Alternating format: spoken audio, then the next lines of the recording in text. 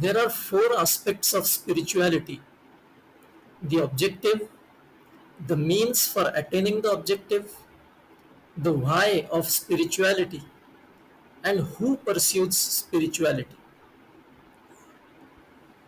The objective of spirituality is to transcend the limited bodily identity and experience the oneness of the single whole that this creation is. It is said that we are originally just one, but then we become many distinct ones to get an experience of variety.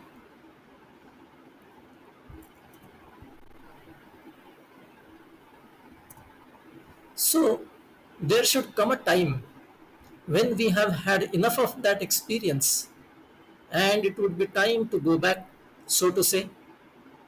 That going back to our original state, our original identity, is what spiritual pursuit is. Why should, or rather, why does one pursue spirituality? We can start by saying that one gets a desire to pursue spirituality and hence goes ahead with it.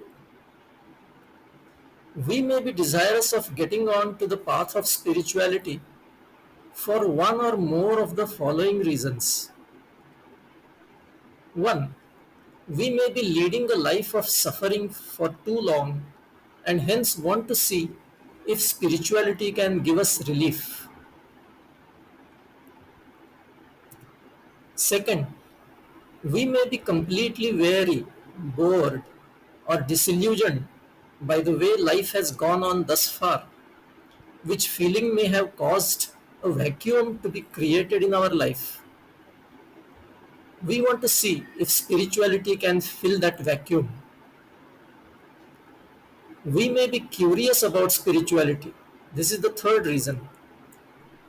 We may not be as badly disposed towards life as a person in category 2 above, but we may be just about bored enough to try out something different and think we can look at spirituality. Fourth, we may be ordained by the Creator to get on to the path of spirituality for His own reasons. Such cases in general would be very rare. Whatever may be the reason for pursuing a spiritual path, we must leave behind our past baggage of conditioning and open our mind as much as possible to a whole new attitude. Unless one manages to clear his mind of the conditioning received by it thus far, the higher knowledge cannot be accommodated there. It is like a pot filled with mud. Unless and until it is cleared and cleaned of the existing muck, you can't fill it with milk, can you? So, it essentially requires dissolving our limited ego and opening ourselves to the superior identity.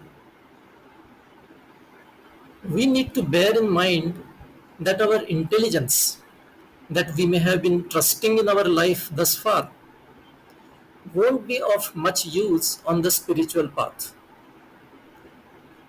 Don't get shocked by this. This is so because our intelligence is essentially a conditioned phenomenon rooted in the physical world of objects, and it is thus ill equipped to grasp and tackle the metaphysical, which is spirituality. So, we must consciously stop our intelligence from hijacking the spiritual contemplation. In other words, we must not try to fit spiritual concepts into the familiar intellectual patterns or seek proof or logic for the spiritual concepts. The reason for this is that our conditioned intelligence is a wrong instrument to use in the realm of spirituality. It is akin to using a foot rule to measure the thickness of a single sheet of thin paper. However, we may use certain familiar models if only they fit the spiritual concept. That way, we may find it easier to accept spiritual concepts, at least in the beginning. But even if we cannot find a model that can explain the spiritual concept, we should tell ourselves that it may be so, rather than discarding the concept for want of intelligent, logical reasoning.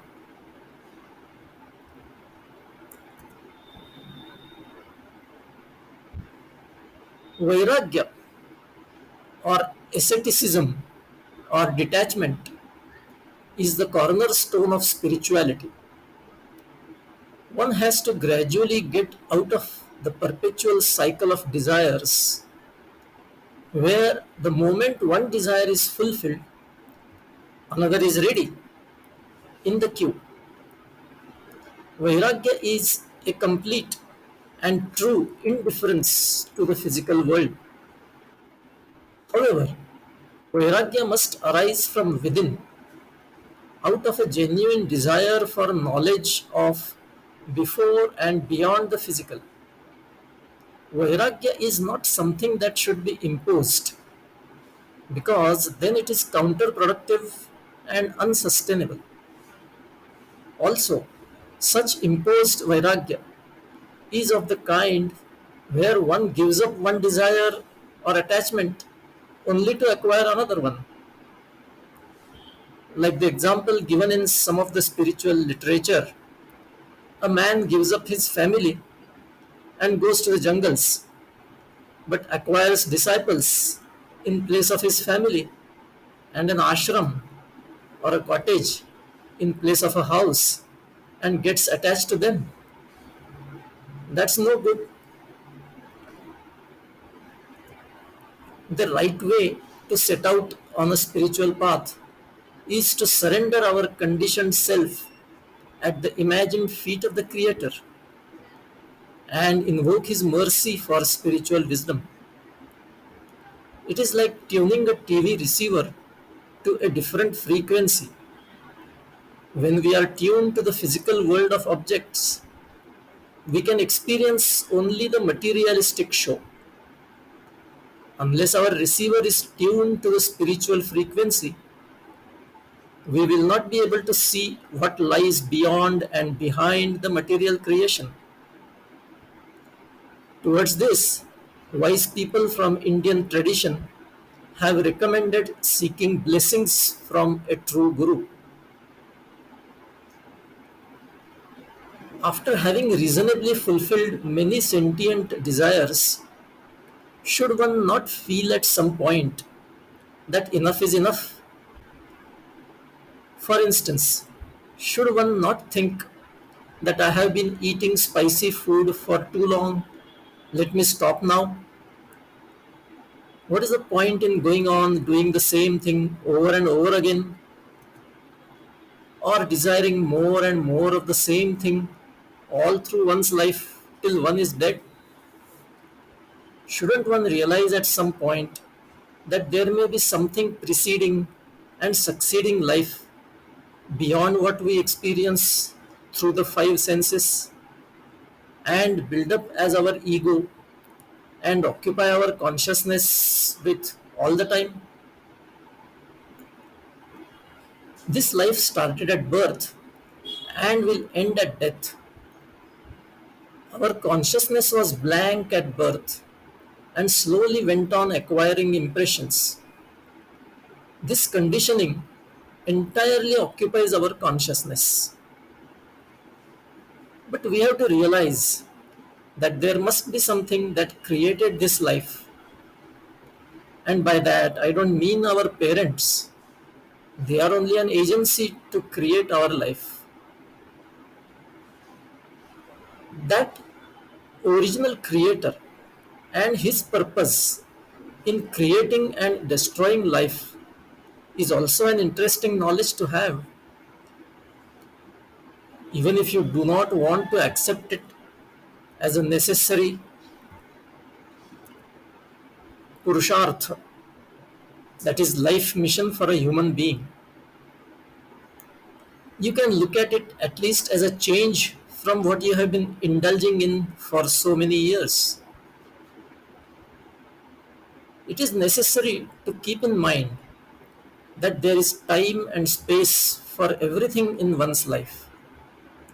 That is why in the olden times, wise spiritual leaders laid down the system of four ashrams, that is, the four different phases of human life.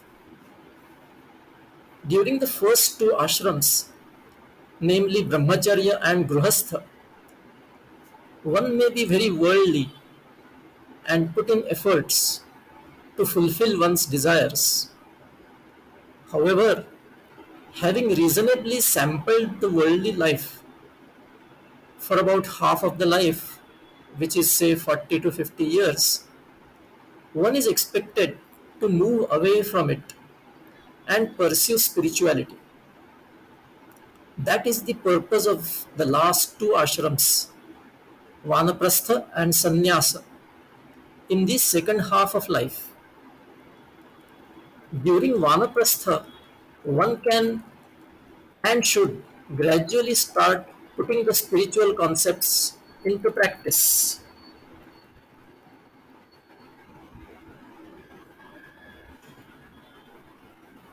Finally, in the last phase, that is sannyasashram, one should draw one's mind completely away from the samsara, that is worldly life, and be completely occupied in the pursuit of the highest spiritual goal, namely moksha or liberation. The concept of four ashrams and purushartha is explained in detail later in another episode subsequently. Then comes the question, why does one person get that desire and why don't millions of others get it? The only answer to this question can be that the Creator wants it that way. We will stop here today and continue tomorrow. Thank you.